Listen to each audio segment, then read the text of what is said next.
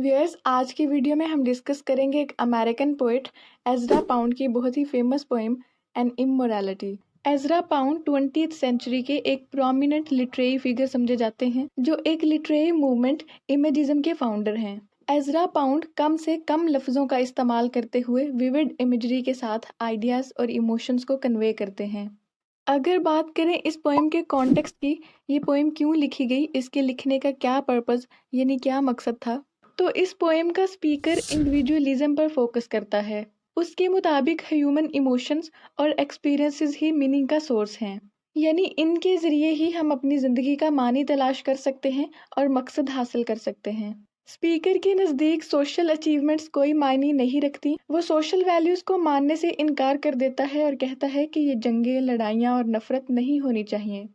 ये पोएम 1912 में लिखी गई और एज़रा पाउंड की 25 पोएम्स की एक कलेक्शन रिपोजिट्स में पब्लिश हुई।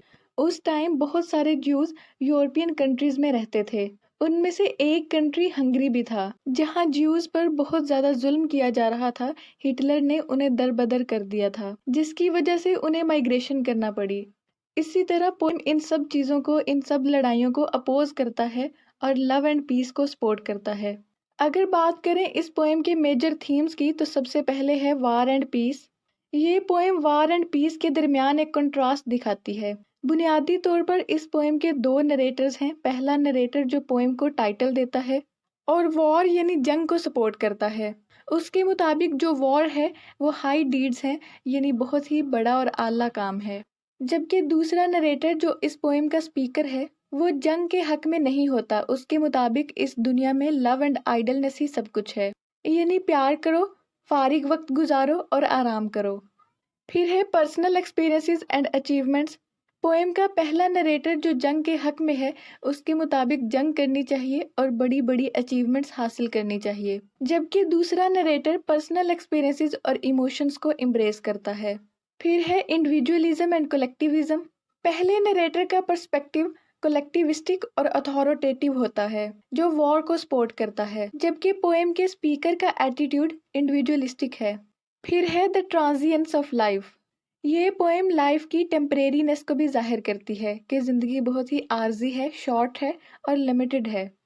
सिंग we for love and idleness. Second narrator poem शुरू करता है और कहता है कि हम मोहब्बत और आराम के गाने गाते हैं, यानी हमारे नज़दीक आइडलनेस और लव अहमियत रखता है। इंसान को केयर फ्री मोहब्बत में ज़िंदगी गुजारनी चाहिए। Not else is worth the having, क्योंकि इससे ज़्यादा और कोई चीज़ अहमियत नहीं रखती। यानी सिर्फ लव एंड आइडलनेस ही ऐसी चीज़ें हैं जिसके लिए हमें अपनी ज़िंदगी गुजारनी चाहिए, और कोई चीज़ इस काबिल नहीं है। Though I have been in many a land. अगरचे मैंने बहुत सारी जगह देखी हैं, बहुत जगहों पे ट्रैवल किया है, बहुत सारे कल्चर्स को एक्सपीरियंस किया है, there is not else in living. लेकिन जीने के लिए यानी ज़िंदगी में लव एंड आइडलनेस से बढ़कर कोई चीज़ नहीं है। पोएट ने यहाँ रेपिटेशन का इस्तेमाल किया है, यानी सेकंड लाइन में भी नॉट आया और फोर्थ लाइन में भी नॉट का इस्तेमाल किया, जो सिंबलाइज कर रहा है वर्थलेसनेस को। यानी लव एंड आइडलनेस से ज़्यादा किसी चीज़ की वैल्यू नहीं है। And I would rather have my sweet. My sweet यहाँ बिलवड और लवर के लिए इस्तेमाल किया गया है। स्पीकर कहता है इसीलिए मैं अपने बिलवड के साथ टाइम स्पेंड करना ज़्यादा पसंद करूँगा। दो रोज लीव्स डाई ऑफ ग्रीविंग। अगरचे गुलाब के पत्ते गम से मर जाते हैं, यानी वो खजां के मौसम में मुरझा जाते हैं, इसी तरह जंग में भी लोग मौन करते हुए दुख में मर जाते हैं। यहाँ पोएट ने पर्सोनिफिकेशन का इस्तेमाल किया है, यानी नॉन लिविंग थिंग्स को लिविंग थिंग्स की क्वालिटी दी है।